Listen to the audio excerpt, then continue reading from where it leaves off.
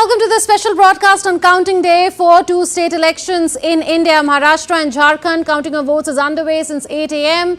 And in Maharashtra, we will look at whether the ruling Mahayuti alliance is able to retain power in the state, or if the Mahavikas Aghadi opposition alliance will be able to pull off an upset this time around. And if it is looking like a tight contest in the state or a one-sided affair. Also in Jharkhand, we will ask if JMM-led alliance will retain power, or will the BJP-led alliance be able to make a comeback after losing the state there in 2019 State Assembly polls? I'm Unman Bhattacharya. Here are the headlines.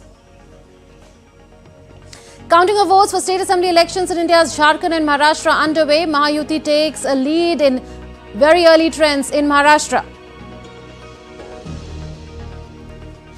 Russian President Vladimir Putin vows Russia will keep testing new missile in combat. Ukraine's Zelensky calls use of missile a severe escalation.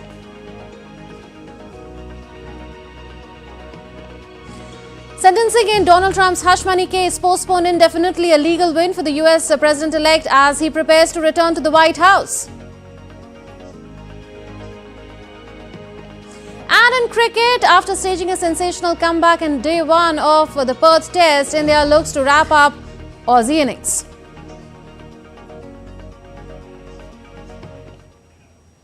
And today, through the day, we will bring you the latest on the big election results from Maharashtra and Jharkhand. Counting is underway, as we said, and early trends have started coming in. So let's begin with the latest on the poll updates.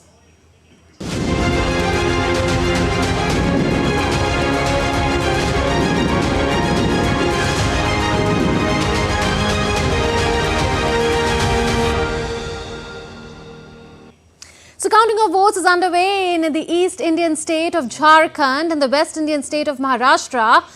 In Maharashtra, the stakes are high for both the BJP-led ruling Mahayuti alliance and the Congress-led coalition Mahavikas Aghadi. Mahayuti coalition comprising the BJP Chief Minister Eknath Shinde-led Shiv Sena alliance with Ajit Pawar faction of the NCP is aiming to retain power, while the MVA consisting of the Congress, Shiv Sena, Uddhav faction led by Uddhav Thackeray and Sharad Pawars NCP is aiming for a comeback. And the state went to polls, remember, on the 28th of November in what was a single-phase election and reported over 65% voter turnout, which is the highest in the last 30 years, no less. And earlier we were showing you the breaking news that at 8 a.m. counting of votes had begun for both Jharkhand as well as Maharashtra assembly elections. Besides that, counting of votes is also taking place for by-polls in 48 assembly constituencies and 2 Lok Sabha constituencies. So the stakes are very high for all the political parties and candidates in the fray, particularly in these two assembly elections in Maharashtra as well as Jharkhand. You can look at the visuals of the security arrangements that have been made quite tight, and top-level monitoring is underway as counting process goes on in both Jharkhand as well as in Maharashtra. So the news coming in at this point in time is that BJP is leading in Maharashtra as well as also in Jharkhand. So the NDA is leading in both Maharashtra and Jharkhand. That is the news that we are getting you at this point in time. We are getting leads on 103 out of 288 assembly seats, and the BJP is leading there on 52.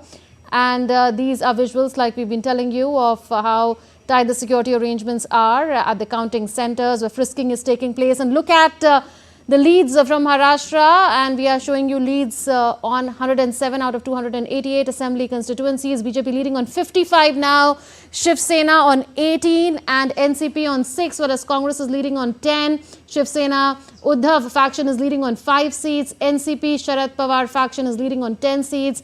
And the others are yet to open their account in terms of leads. So you can easily see here the halfway mark, remember, is 145 here. There are 288 assembly seats. So either party or alliance, that is the Mahayuti alliance, which is currently ruling there, or the Mahavikas Aghadi alliance, which is in opposition there, needs to reach at least the majority mark of 145 to be able to easily form the government. Otherwise, a lot will depend on smaller parties as well as independents and rebels. A lot of phone calls have already been made to various rebels, independents and smaller parties, just in case they are in a position to play the role of a kingmaker. So these are visuals that we are showing to you from the counting centers particularly, and we expect that in a few hours from now the trends will be quite clear, and by the end of the day we expect the results to be announced officially as well by the Election Commission. So the counting exercise is underway. The stakes are very high. This is for the first time that an assembly election is taking place in Maharashtra after the split of both Shiv Sena as well as the NCP. We saw that in the 2014 Lok Sabha polls as well. But in the assembly election contest, this is the first time that this is happening, and the stakes are extremely high because there are political titans, so to say. There are prominent faces that are in the fray in both Maharashtra as well as Jharkhand. And it remains to be seen who will come out on top. But in Jharkhand, we know it is the JMM led by Hemant Soren, which is in power. And remains to be seen whether they will be able to retain power or BJP is able to make a comeback, because leads at this point in time show that BJP is the leading party in Jharkhand. As far as Maharashtra goes, BJP again, which is of course part of the NDA there, a part of the Mahayuti alliance, is leading. So it seems it's advantage NDA, like most of the exit polls showed too this time around. But many of them also showed a neck and neck contest. It's early days yet. We should say that still it's early to call the election, and no analyst at this point in time would do that. But look at how the assembly election leads are looking at as far as Jharkhand is concerned. BJP leading on 21, AJSU on 5, JMM on 11, Congress on 4. RJD is yet to open its account and others, of course, are yet to open their accounts. So here again in Jharkhand, BJP leading on 21 out of 81 seats, the leads for which have come in. 41, remember, is the majority mark here. And let's introduce the guest in the studio. Aditi Tandon is here with us. She's a senior political journalist. Such a pleasure to have you. Always a pleasure to have you on DD India and get analysis from you. Also joining us is our correspondent Shama Mishra. She's outside the Congress office in Mumbai. Pleasure, Shama, to have you. How has the day started for you as well as the Congress? What is the buzz that you are getting there? Well, it's actually no buzz at all here at Congress headquarters. And this was a similar picture in the Lok Sabha elections as well.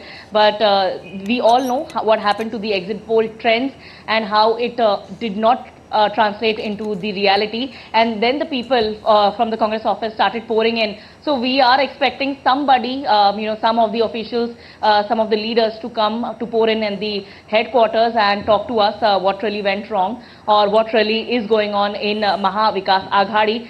Because as per the trends, which is what we are seeing right now, is definitely the Mahayuti is gaining a lot of places, gaining a lot of seats over there, and this will obviously be a very important point for both NCP and Shiv Sena, which got fragmented from its original party, because we understand that this is a fight for proving themselves as to which party is the original Shiv Sena or the NCP. So in both the factions, this particular fight is going on, and as per the trends, what we are seeing right now is it's definitely showcasing that Mahayuti is it's in the higher position, it's in a heavier position, but obviously, as you mentioned, that it's too early to say, too soon to say, because last time also in Lok Sabha elections, yes, Shama, we'll keep coming back to you for more from Maharashtra. It's emerging as an interesting contest there, and now there's some breaking news coming in. Let's show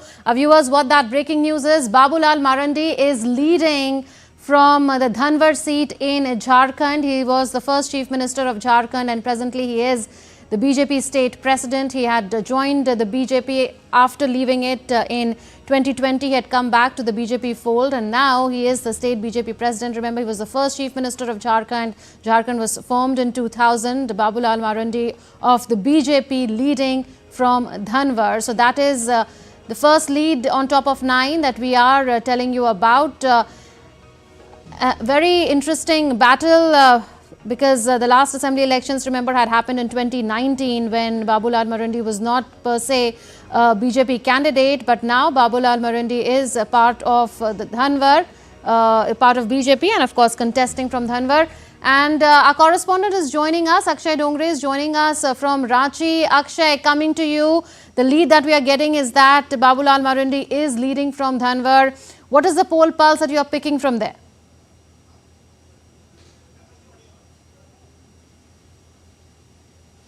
But the poll pulse is clear as far as the state is concerned. In fact, these are the early leads, and yes, we'll have to wait for at least a couple of hours for the trends to become more clear.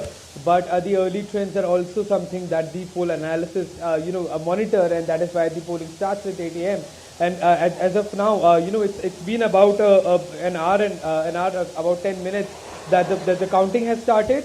And the leads have started to emerge more strongly now in the favor of the Bharatiya Janata Party and its allies, with the NDA getting about 35, with the NDA rather getting leads in about 35 seats, and the incumbent government that includes the Jharkhand Mukti Morcha and the Indian National Congress, along with the other allies that they have in the India alliance. They are still below the 25 lead mark. So that makes it slightly clearer that the anti-incumbency that was being touted as one of the major factor and a key poll issue in terms of infrastructure development, in terms of infiltration, in terms of the tribal identity, all that factors have played a significant role, and it has hit the Hemant Soren government, and clearly the return of Babulal Marandi to the Bharatiya Janata Party has helped the party a lot with the government formation inside for the BJP as of now in the early trends. But again, like I said in the beginning, we'll have to wait for a couple of hours more to wait to have a clear image. But it appears that the way trends are going, by 11 a.m. The picture will be almost clear on what side the voters have voted for, and who is going to form the government in this very important state of Jharkhand, that not only is one of the youngest states of the country, but also a state that has a lot of potential, untapped resources, and lot more that it has to offer to the country. Back to you. Absolutely, Akshay, and Shama, we'll keep coming back to you for more, but let's get perspective now from the studio. Aditi Tandon continues to be with us. Aditi, what do you make of the trends that we are getting? The BJP is leading on 63 seats. These are the trends that we have here on Doordarshan. Out of 288, the leads have come in for 129 seats. So the BJP there is leading on 63, and as far as Jharkhand is concerned, the BJP again is leading there on 21 seats out of 81. All in all, 41 leads have come in. See, what's interesting is, while you were taking the inputs from your correspondents, the Election Commission of India has published the first trends for both the states. And these trends are showing that the NCP, Ajit Paar led NCP, is leading in 7, BJP in 6, Shiv Sena Shinde group in 5, Sharad Pawars NCP in 2, and Congress on 1. Okay. So these are the initial Election Commission leads. But of course, as you said, and as the general leads are indicating, these appear to be along the expected lines, although, like you again said earlier, that this is early, too early to call the election.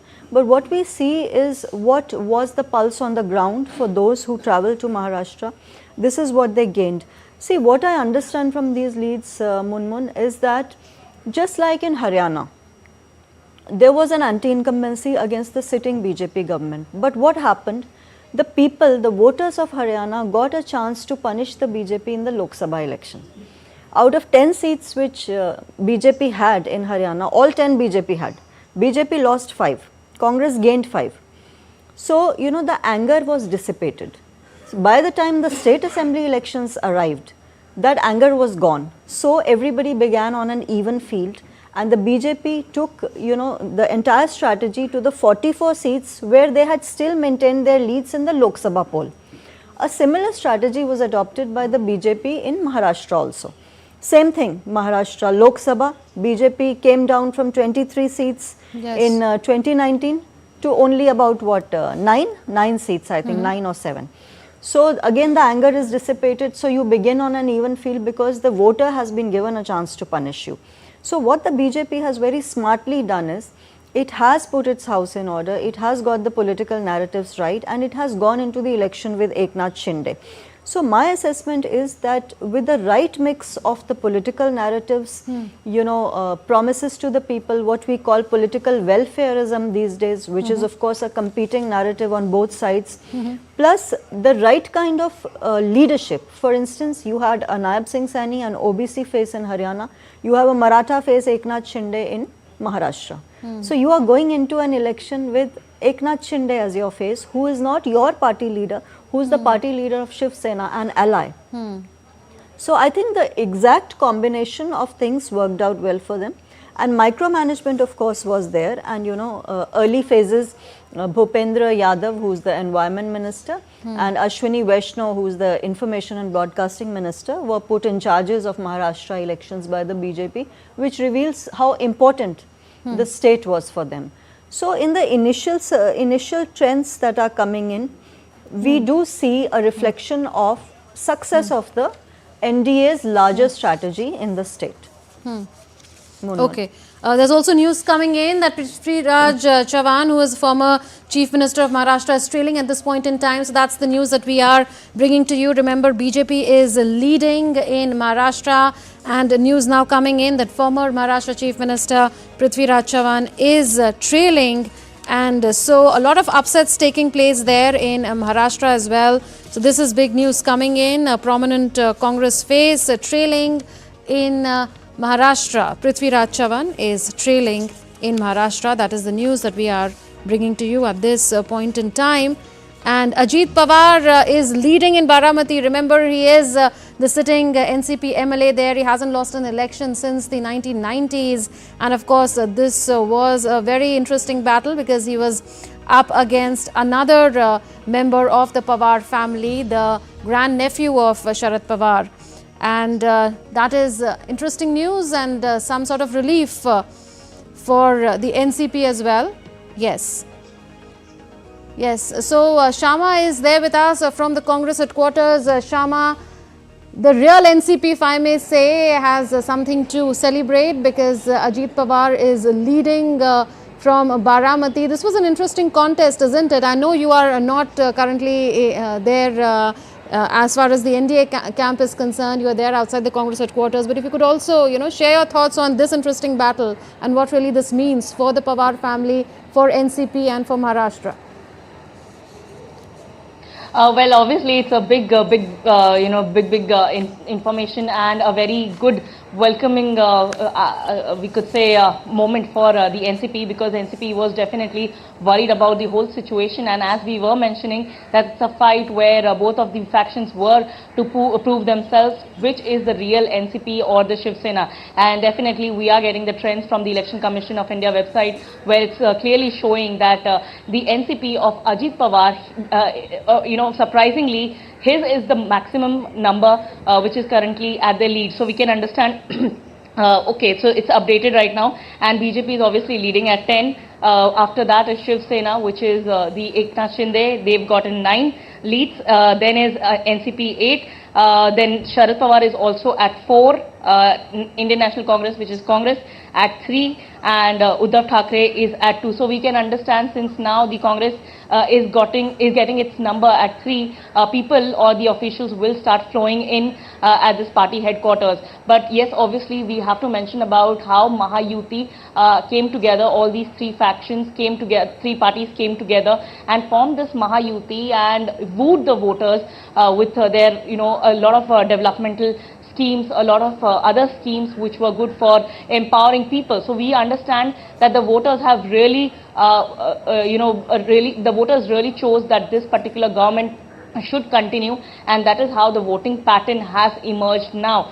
We also understand that some of the schemes, including, which were unveiled at the very end, which was the Ladki Behan, the Latka Bhau, for stipends for the youth, then the farmers' welfare schemes. All these schemes have really started to show up in this particular results scenario, and we are also understanding the name, the particular seats which are being led by the candidates.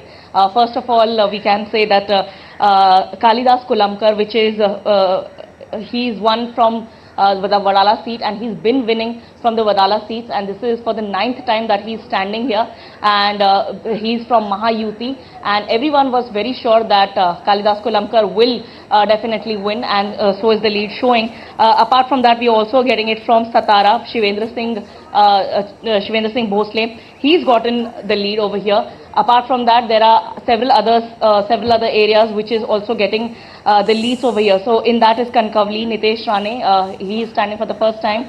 and he's getting a lead over here. So we were all, sort of expecting this particular seat, that Nitesh Rane, because the entire seat, the entire area, the Sindhudur, Ratnagiri, Kankavli, these areas are the belt, a stronghold of Rane family, and this is obviously showing now. You're There's also getting information, Shama, that Karegaon, Devendra which Fadnavis of is the leading Sangham from Deshmukh. Nagpur Southwest. He again is a prominent face, would be a chief ministerial aspirant, isn't it? Yes.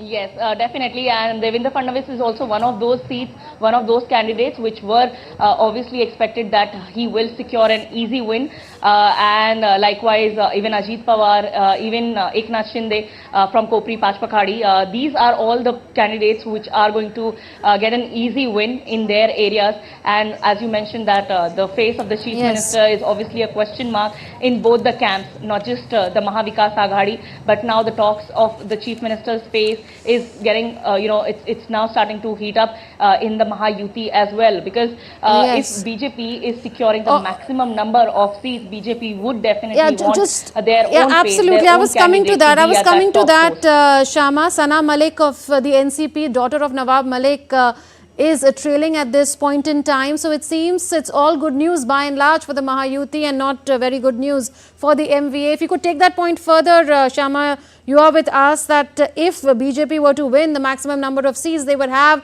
a national claim over the chief minister's position, isn't it? Well, definitely, and as we were mentioning earlier, that the meetings for that particular aspect has also begun, and that's also heating up. The discussions are now very strong about that particular fact, that what candidate would be at the CM's post, because even during the unveiling of the Sankalp Patra, which was done by Union Home Minister Union Home Minister Amit Shah when he was here in Mumbai, the questions when they were asked to Amit Shah that who will be the candidate, who will be the face of CM, he definitely said that after the numbers are out, after the election results are out, it will be decided. So it is always a game that, whoever secures the maximum number of seats, it's always their candidate who will secure that position. And even here, if BJP, even when Eknath Shinde had broken up with the Uddhav Thackeray faction and he had come, everyone was thinking that it will be Devendra Fadnavis who will be taking that chief minister's position, chief minister's post. But then everything was, as we say, that Maharashtra's politics no one can predict, and that same thing happened, and the very unpredictable thing happened. And I'll come in at this point in time, since we are discussing the chief ministerial aspirants. Eknath Shinde is currently leading from Popri Pachpakhadi. So, your thoughts on this, because will it be easy for the BJP to manage this, to talk to Eknath Shinde and maybe discuss a top cabinet post for him, or maybe a deputy chief ministerial position for him? Or do you think that he will give his alliance partners a hard time? Given the fact and given the history which Shiv Sena, the Uddhav Thackeray, when they were not divided, and BJP has had, Eknath Shinde will be in a position to negotiate, and he will not be the party will not be in a position to give a hard time to BJP, because Eknath Shinde has already had his fair share of the chief ministerial post, and now he would have also understood the fact that if BJP wins the maximum number of seats in Mahayuti, it will obviously be the BJP's call, saying that they are in the position to take a decision, and if that happens, and that will happen, Eknath Shinde will give in, because we understand that Eknath Shinde will ask for a lot of posts, which will be a lot of portfolio, which will be which will be plush also, and which will be beneficial for them as well. And even BJP would be in a position to give them those portfolios and satisfy them while taking the post of the chief minister. As for speaking for NCP, we understand that Ajit Pawar, given the fact that the number was leading, and when the results actually come out totally, BJP and Mahayuti altogether will be in a position to discuss which party has gotten the maximum number, and very much likely it will be BJP in the Mahayuti, and definitely BJP would be in a decision to actually decide and rest of the partners would be to follow the suit. Absolutely. We'll keep coming back to you. Do keep an eye on the trends as you are, and it will be a long day for you, Shama. And Akshay is also joining us. But Akshay, before I come to you, let's take perspective on the Maharashtra State Assembly trends. We are seeing how both the chief ministerial aspirants, if I may put it like that, Eknath Shinde, the sitting chief minister, is leading, and so is Devendra Fadnavis leading, and even Ajit Pawar, the third chief ministerial aspirant. So what do you think is going to happen? Because I was looking in the leads so far for the Mahayuti. They are leading on 129 seats so far. More leads will come in, but do you think they'll cross the 145 mark? And if they cross, then there'll be no problem. Mostly the party with the highest number of seats will get the chief ministerial position. I don't think it's that simple in politics, because you see, last time what had happened in 2019, the BJP had 105 seats and the Shiv Sena had 56 seats. But Shiv Sena's Uddhav Thackeray wanted the chief minister's post, and when he did not get it, he actually betrayed the mandate and went along with the Congress and the NCP for the CM's post. So you have raised a very pertinent point, more than the fact who is winning the election. Both sides have been, I think, negotiating on who will be the chief minister should any side win. But see, as far as my understanding of the ruling alliance goes, Munmun, I think early on they sent very positive signs when they did not insist on Devendra Fadnavis as the face of the alliance. You see, BJP is the senior partner in the Mahayuti alliance, naturally with 105 seats. And Eknath Shinde's Shiv Sena is a smaller partner even within the Shiv Sena bloc, and then Ajit Pawar. But what did the BJP do? The BJP got the caste arithmetic, community arithmetic right by not insisting on Devendra Fadnavis. He's a Brahmin. Right now in Maharashtra, Maratha quota politics is the hot issue. Who is the Maratha leader who is in a position to lead the party? So now I think Eknath Shinde and Ajit Pawar, they are the two big Maratha faces of the ruling Mahayuti. Of course, BJP is going to get the maximum number of seats, in, like the trends are showing, because they contested the highest number of seats. They contested 149. So you are saying that even though BJP may win the maximum number of seats in Maharashtra and Mahayuti is in a position to form the government, there is a good chance that either Ajit Pawar or Eknath Shinde, because they are Maratha faces, could become the chief minister. See, I have a sense that the BJP after the Lok Sabha elections has started valuing allies more. And when you look at the post-Lok Sabha election strategy of the BJP, never will the BJP go into an election with a non-BJP face.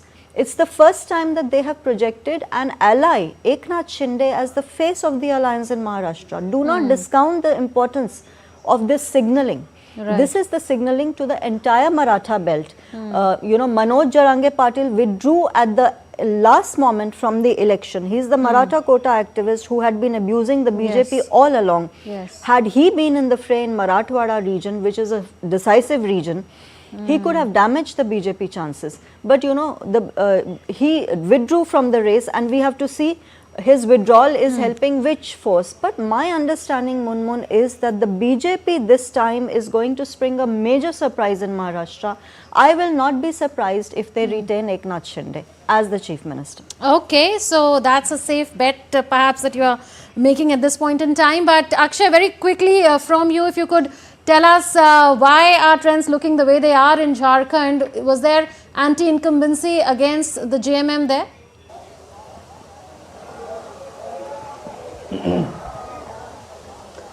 Well, it appears so, Munmun, as of now, because of the trends are giving leads to the Bharatiya Janata Party more than the incumbent government. In the last 5 years, there have been a range of issues that have plagued the state, especially when it comes to the development of the state. This is, in fact, like we have been talking about how young Jharkhand as a state is. It was formed just around 2000, and it's been about only 20-24 years that the state has been formed.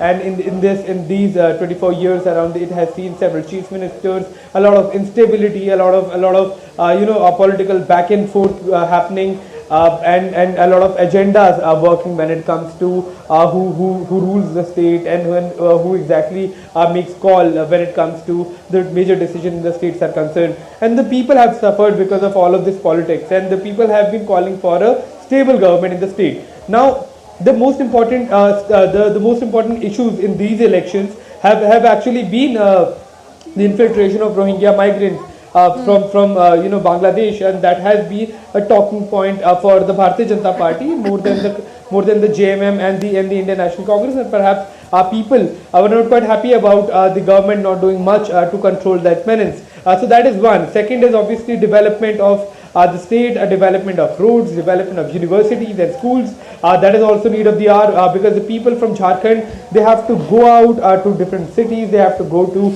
other metropolitan cities like Delhi, NCR, Bangalore, Pune, Mumbai. They have to go out there for education. They have to go out there for employment. And despite Jharkhand being one of the richest, richest state when it comes to natural resources, it could not cater to its own people when it comes to basic amenities are concerned, and that has been a key talking point for the people here as well. Now the third point also remains about the tribal identity, and that has been raked up quite prominently by the BJP, that the tribal identity is being hurt, but on the other hand, the JMM also has been trying to rake up this issue. So these had been certain talking points in these elections. The people were not happy when it comes to the developmental parameters are concerned. So clearly that sends out a wave of anti-incumbency among the people, and that is something that we are seeing in these early leads. With the Bharatiya Janata Party, leading with about 35 to 40 seats, and the JMM, the Indian National Congress, and all the other ND alliances still below the 30 mark.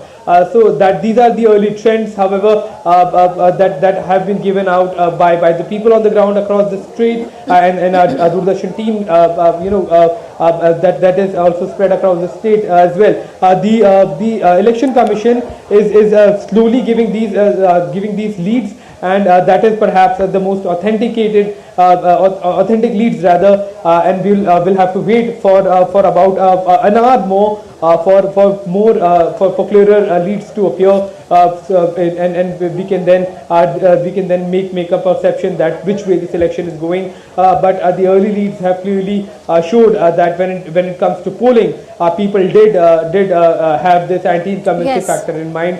No, if not all, but Absolutely. many when it comes to the changes that we are seeing in the political scenario of the state. In fact, in both the states, Maharashtra and Jharkhand, we saw the voting percentage was more this time around compared to last time. We'll keep coming back to you. Now, let's get perspective on the Jharkhand Assembly elections from you, Aditi. Babulal Marandi is leading from Dhanwar. He was the first Chief Minister. And here there is breaking news coming in. The BJP plus, that is Mahayuti, is close to the halfway mark of 145 in Maharashtra. So Mahayuti is leading in over 140 seats, very close to the halfway mark of 145. It's a 288 member assembly in Maharashtra. So the Mahayuti alliance may well continue for another term in Maharashtra, it seems, if it is able to cross the halfway mark of 145. And as our correspondents are also saying, in 1 hour from now, we expect these trends to consolidate and the picture to become even clearer.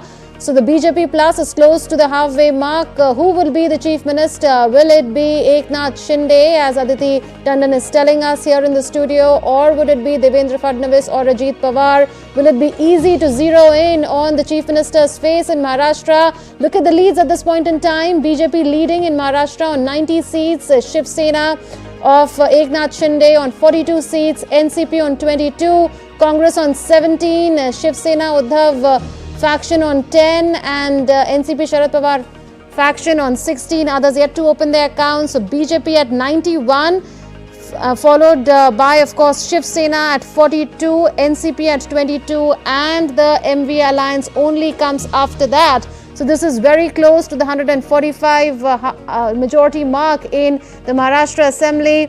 What would you say, Shama, looking at these numbers? Is the picture nearly clear? Do you think that it's yet another term for the Mahayuti alliance there?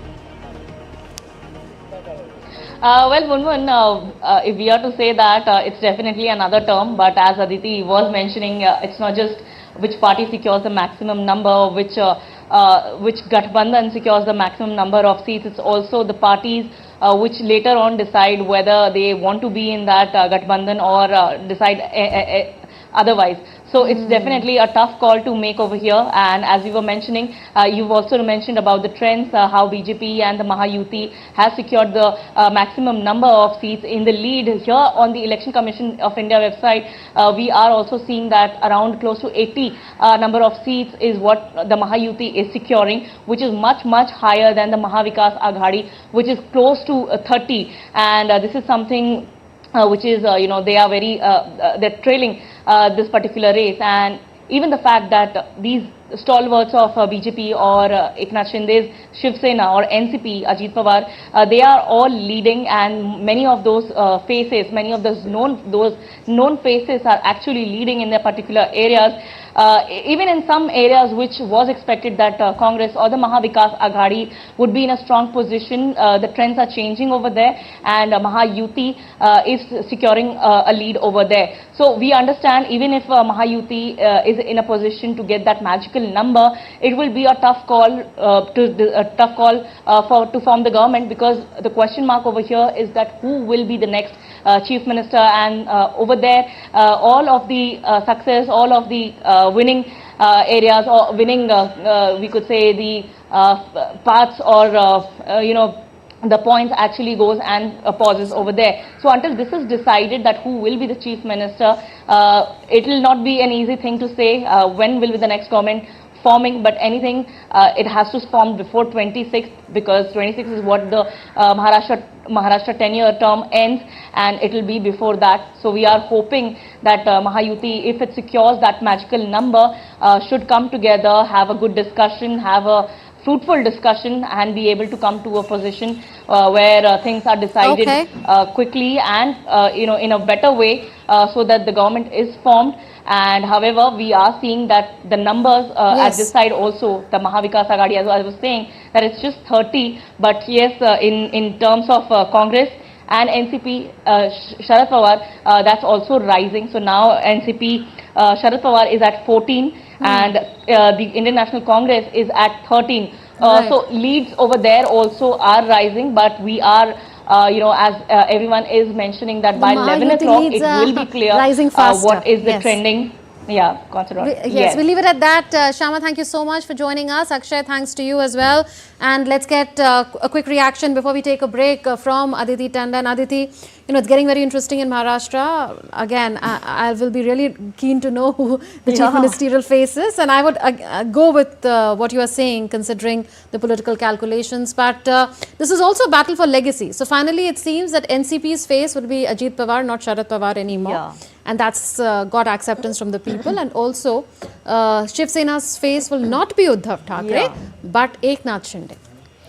I think early trends, Munmun, are indicating a massive loss of face for one political leader, and that is Uddhav Thackeray. Because you see, this is a real rejection of Uddhav Thackeray by the people, because again, I think as we were discussing earlier, political dynasties also have an expiry date. People would have by now started assessing Uddhav Thackeray for what he is, how he performed when he had a chance to perform as the chief minister.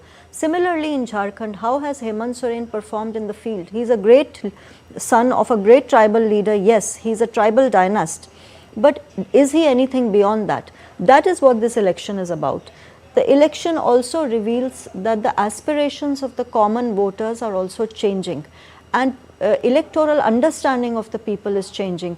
Mere inheritance of political legacies is no longer a license to victory.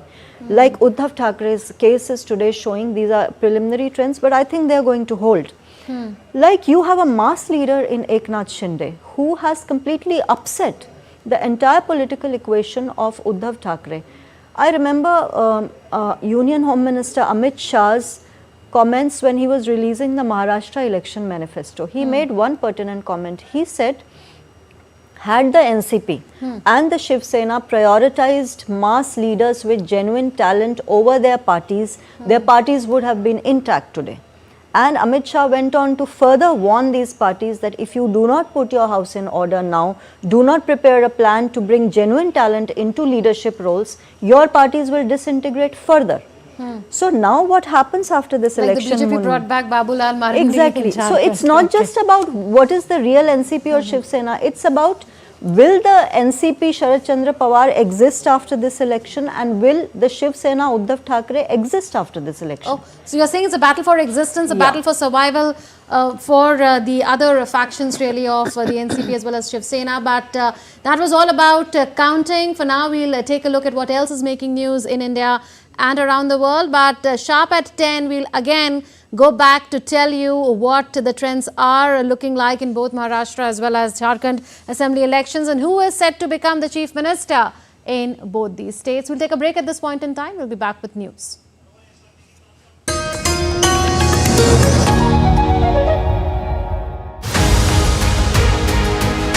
Nakwana Namaste. The long wait of 17 years is finally over as the plane of Prime Minister Narendra Modi touches down Abuja. The voice of Global South is amplified in Nigeria. The mother of democracy meeting the largest democracy of Africa. ये सिर्फ मोदी का सम्मान नहीं है, ये सम्मान भारत के करोड़ों लोगों का। What special program India-Nigeria strengthening relations on Saturday at 5 p.m. IST only on DD India.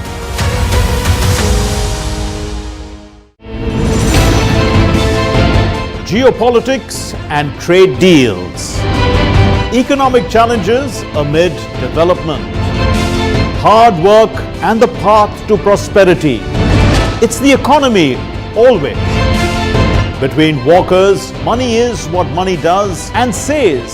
Supply creates its own demand. Between the bulls pulls and bears tears. When supply chains globalization and India rises to the podium. We'll get you centered with the economic brief at 8 p.m. every Thursday on DD India.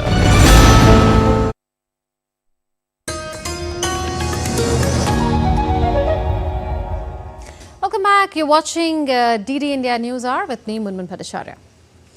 Updates now on Russia-Ukraine conflict. Russian President Vladimir Putin on Friday announced that Russia would continue testing the hypersonic Orishnik missile, which was launched at Ukraine the previous day, and initiate mass production of the new missile system. Putin added that there are no countermeasures that exist for such a missile and no means of intercepting it either are available anywhere in the world today. Further, he also emphasized that testing of this newest system will continue and the establishment of serial production is deemed necessary, he said.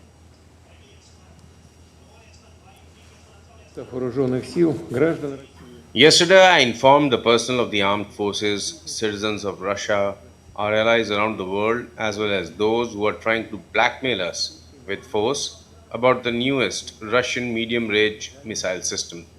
This is your complex, which you call Oreshnik.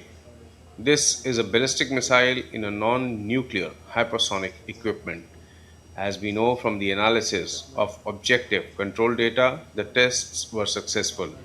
And as has already been said, we will continue these tests, including in combat conditions, depending on the situation and the nature of the security threats that are created for Russia. Ukraine's President Zelensky has meanwhile described Russia's use of the new missile as an escalation. He stated that meetings are already being held by the Minister of Defense of Ukraine with their partners regarding new air defense systems that are capable of protecting lives from new risks. He also emphasized that vigilance must be maintained by Ukrainians. Shifting focus to the United States now, the judge in Donald Trump's criminal hush money case on Friday delayed his sentencing indefinitely. The judge overseeing Donald Trump's criminal hush money trial has adjourned his sentencing, which was set for next Tuesday. The judge also granted Trump's request to file a motion to dismiss the case, ordering his legal team to submit their papers by the 2nd of December, and prosecutors have a week to respond. Trump was convicted in May this year on 34 felony counts involving hush money paid to an adult film star.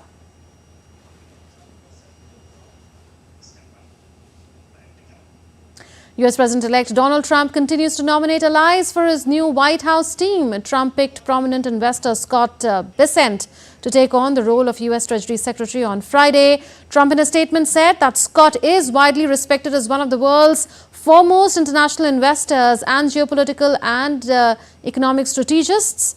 Also a long-time hedge fund manager, Bessent has publicly called for steep cuts to government spending.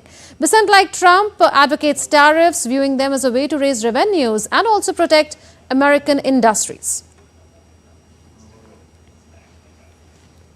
Congresswoman Lori Chavez de Remer of Oregon also has been named by Trump to serve as his labor secretary. Trump said Chavez de Remer has worked tirelessly with business and labor to build the U.S. workforce and support Americans. Chavez de Remer, who was elected to the U.S. Congress in 2022, lost her seat to Democrat Janil Bynum earlier this month. Former NFL player Scott Turner was nominated by President-elect Trump for the position of Secretary of Housing and Urban Development. Trump, in a statement, credited Turner with helping to lead an unprecedented effort that transformed our country's most distressed communities. The United States President-elect also named Dave Weldon as his choice to serve as Director of the Centers for Disease Control and Prevention. Weldon is a medical doctor and former lawmaker who served in the U.S. House of Representatives representing Florida. Trump has also chosen Russ Vought to be director of the U.S. Office of Management and Budget, a powerful agency that helps decide the president's policy priorities and how to pay for them. Vought would play a major role in setting budget priorities and implementing Trump's campaign promise to roll back government regulations.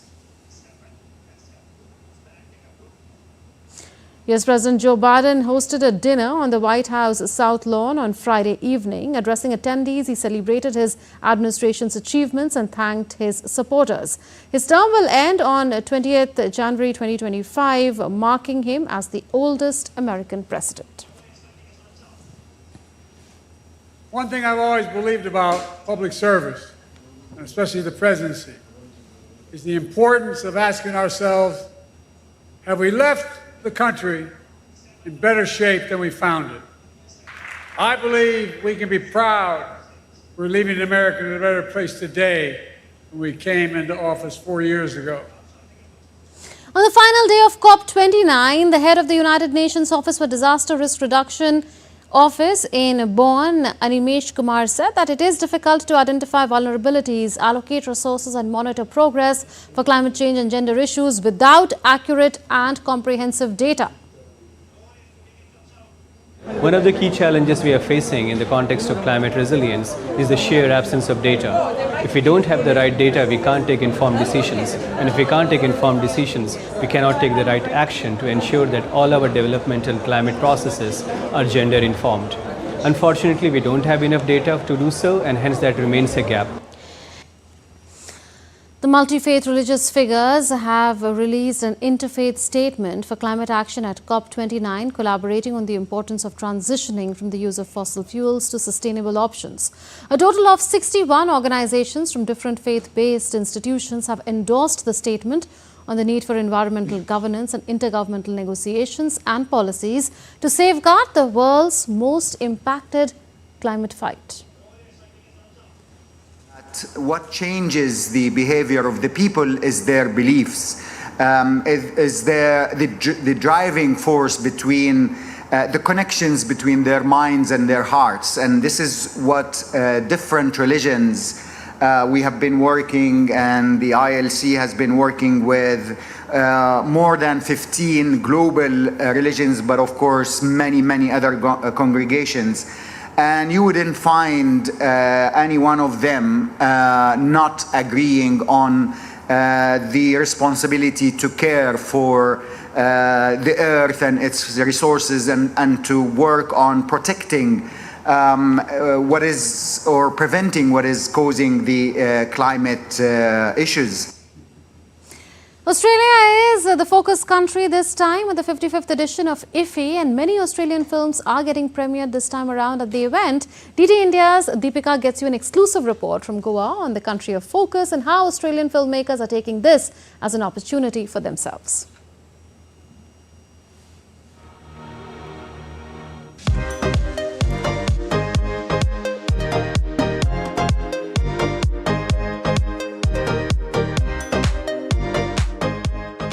The 55th edition of International Film Festival of India has a strong emphasis on sharing cinema with the world. And this time, the country of focus is Australia.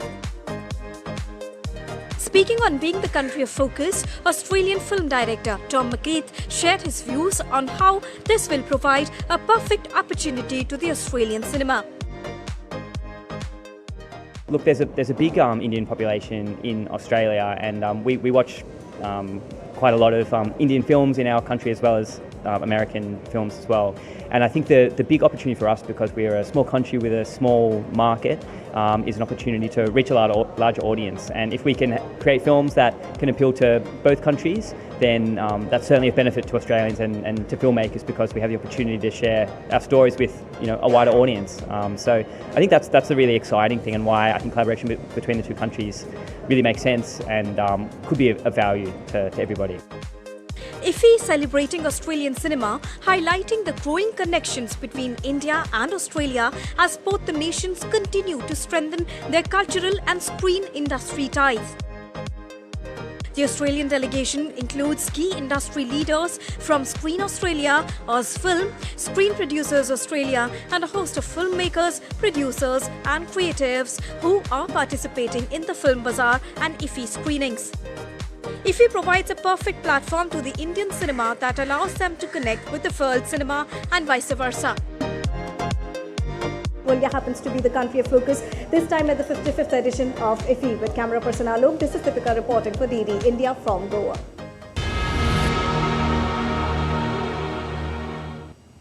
And Shubhendu Ghosh will be getting you the latest as far as the assembly election leads and results are concerned in Maharashtra and Jharkhand. But before I leave, I'll tell you the latest as far as the tally goes. BJP leading on 110. It's slightly more now at 111. It's shifting between 111 and 110. The Shiv Sena at 54. The NCP at 31. So this is well past the majority mark of 145, close to 200 now, between 190 and 200 seats. So it's pretty clear at this point in time, and these trends should consolidate into results as well in some hours from now, that the Mahayuti is coming to power once again in Maharashtra, and in the prestige battle of who really claims the leadership of the NCP as well as Shiv Sena. It's pretty clear that it's Ajit Paar now is the face of the NCP as far as the people's mandate is concerned, and for Shiv Sena it is Eknath Shinde and not Uddhav Thackeray. So a lot of soul searching and introspection needed as far as both Sharad Pawars as well as Uddhav Thackeray is concerned. So very close to the 200 mark. Remember, is what the Mahayuti is leading on. Remember, the halfway mark there is 100, the majority mark I should say is 145 for 288 assembly seats. So the picture very clear at this point in time. Who will be the chief minister? That is the big question. Will it continue to be Eknath Shinde? Will it be Devendra Fadnavis, or will it be Ajit Pawar? That is the big question that we'll explore through the day before a final announcement is made. Let's look at the Jharkhand Assembly election trends at this point in time. Remember, 41 is the majority mark. There are 81 assembly seats there. Leads have come in for 68. BJP leading on 33. AJSU, an alliance partner of the BJP, at 5. JMM at 17. Congress at 9 and RJD at 1. So here too, the halfway mark being 41. Look at the numbers of BJP and AJSU. That is 39, just too short of the halfway mark of 41. So here too, it looks pretty clear that the NDA is coming to power after being out of power for 5 years in Jharkhand. So Hemant Soren may have to concede defeat at some point in time, and we expect these trends to further consolidate into results. And once the BJP has a couple of more seats, then it will be at the majority mark of 41, and Babulal Marandi will have a good shot at the Chief Minister's chair. That's all then in this edition of DD India News Hour. But do share your thoughts with us on the news of the day. For those on the go, you can get all the latest news and updates from India and across the world on the DD India mobile app. The app is available on both Android and iOS platforms. You can scan the QR code on the screen to download now. We'll be back with more news as it breaks here on DD India. This is Munmun Paracharya from all of us here in Delhi. Thanks for watching DD India News Hour. And Shubhendu Ghosh joins us again in a bit after a short break on the latest as far as the Maharashtra and Jharkhand Assembly polls go. So don't go anywhere. Stay tuned to DD India.